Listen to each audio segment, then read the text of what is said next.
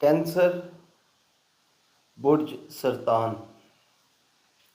یہ بات اپنی جگہ پر درست ہے کہ آپ کسی کے آگے جھکنا پسند نہیں کرتے.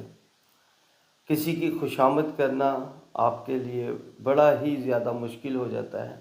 کسی کو دھوکہ دینا بھی آپ کے لیے بڑا مشکل ہو جاتا ہے. لیکن مجھے کچھ ایسا سمجھ آ رہا ہے اس ہفتے کہ ہو سکتا ہے کہ آپ کو کسی بہت ہی قریبی دوست یا رشتے دار سے دھوکہ ہو. جو بھی آپ اس ہفتے فیصلہ کریں بزنس کا یا شادی کے معاملے میں، وہ بڑا سوچ سمجھ کے کریں. یہ میری طرف سے ایک انڈیکیشن ہے. خوشامد اگر کرنی ہے تو وہ اپنے بڑوں کی خوشامد کریں، ان سے اپنا رویہ درست کریں. جو آپ اپنے مزاج کے اندر آپ کے جو گرمی آئی ہوئی ہے اس میں ذرا نرمی پیدا کریں. ایسا نہ ہو کہ جو آپ نے خود ساختہ اپنے اوپر ایک کھول چڑھایا ہوا ہے کہ جی میں ہی عقل کل ہوں. آپ عقل مند ہیں، آپ میں کافی ہمت ہے، آپ نے پہلے بھی کافی مشکلات کا سامنا کیا اور اللہ تعالیٰ نے آپ کو اس میں کامیابی دی. لیکن آپ یہ دیکھیں کہ آپ کی کامیابی کے پیچھے کن لوگوں کا ہاتھ ہے. آپ کو سمجھ آئے گی کہ آپ کے بڑے، آپ کے جو مخلص دوست یا ایسے رشتہ دار جو آپ سے لو کرتے ہیں اور آپ کی شریک حیات یا آپ کی منگیتر، یہ سب ہی آپ کے لیے ویل وشنگ تھے اور آپ بھی آپ کے ویل وشر ہیں. اور وہ آپ کے لیے دعا گو بھی ہیں اور آپ کے لیے خیر کی دعا بھی کرتے ہیں اور آپ کے لیے خوش ہوتے ہیں جب آپ کو کوئی کامیابی ملتی ہے.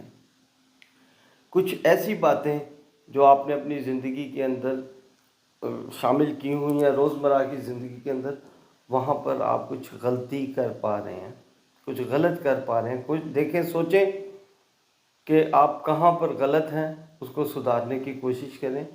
کیونکہ جب تک آپ غلطیوں کو نہیں سدھاریں گے، کامیابی کی طرف صحیح طریقے کے ساتھ گامزن نہیں ہوں گے. گاڑی خریدنے کا جو پروگرام بنا تھا وہ اس ہفتے لگتا ہے کہ آپ پایا تکمیل تک نہیں پہنچ سکے گا.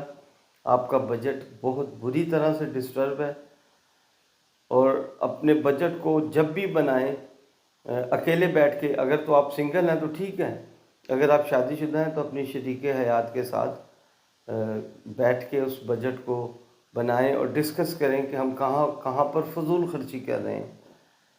کوشش کریں کہ آپ کسی کو دھوکہ نہ دیں، غلط بیانی مت کریں، کیونکہ یہ پلٹتی ہوئی نظر آتی ہے واپس آپ کی طرف.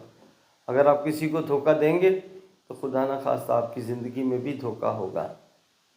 آپ بہت حساس طبیعت ہوئے ہیں.